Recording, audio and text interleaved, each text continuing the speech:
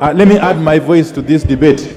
And clearly, if by any chance this clause becomes part of the bill and the VAT on fuel is increased 16%, this will be the saddest day in the history of this country.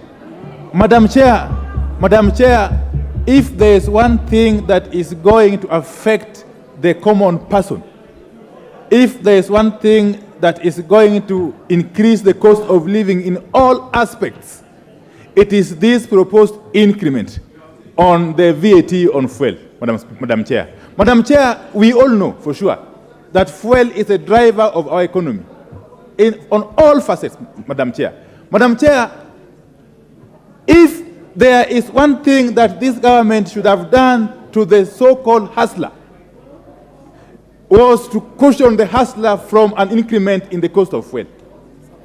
Madam Chair, there is nowhere in the law where we are compelled to have a uniform rate of VAT on all products and services. VAT rates can vary, and they have varied before.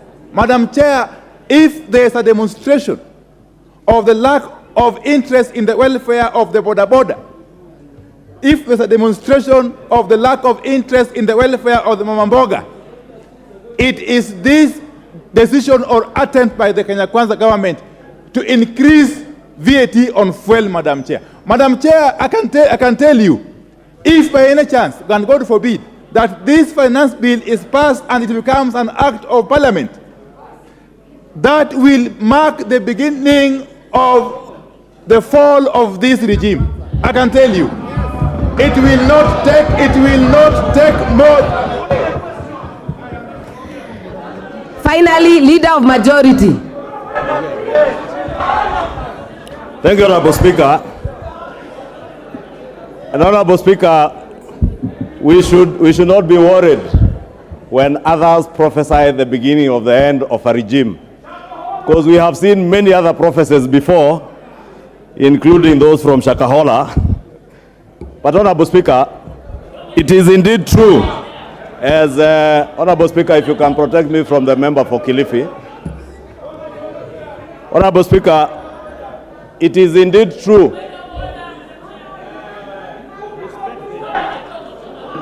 Honorable Speaker, if you can protect me from the member for Kilifi. Leader of Majority, wind up. Thank you, Honorable Speaker. Honorable Speaker was saying it is indeed true that a rise in VAT by 8% will occasion a rise in fuel prices, Honorable Speaker.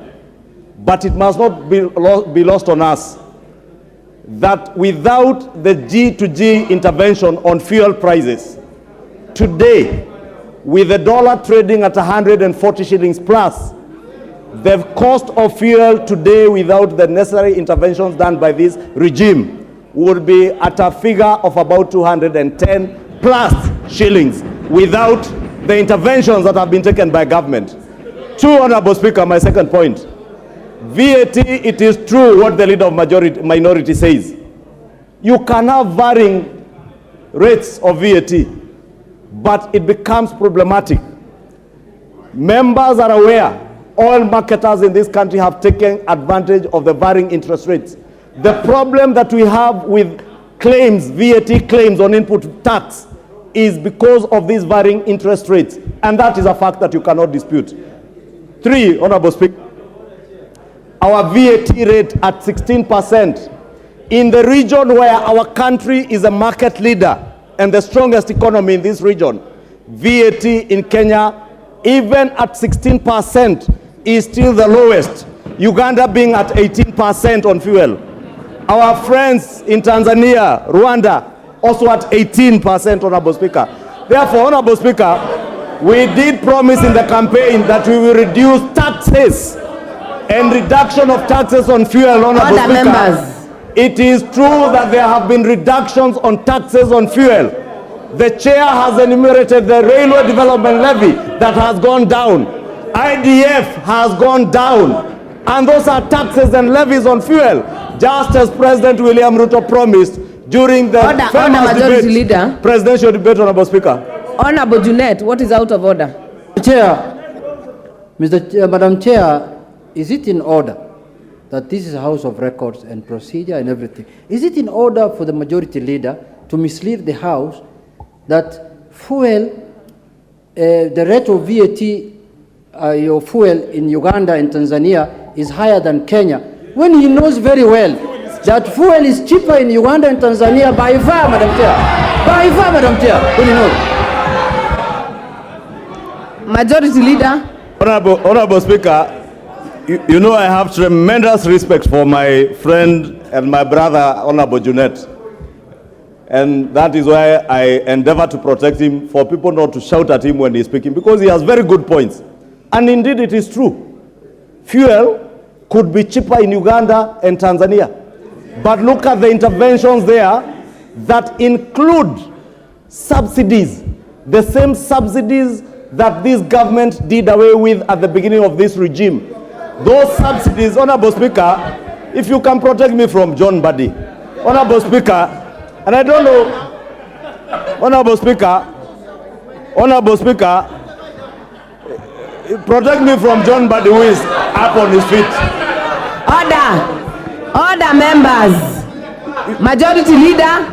Thank you for your protection, Madam Speaker. I was saying, Honorable Speaker, the subsidies, and this is a truth that we must speak to our people. The subsidies that were in fuel before this regime came to power were costing taxpayers a whopping 16 billion shillings in a month. The level of debt we are talking about today is because of these subsidies, Honorable Speaker. Therefore, if we speak about what we have saved the people of Kenya, count the 16 billion shillings that we have saved hustlers from paying every month. Count the railway development levy. Majority Leader, your time is up. I now put the question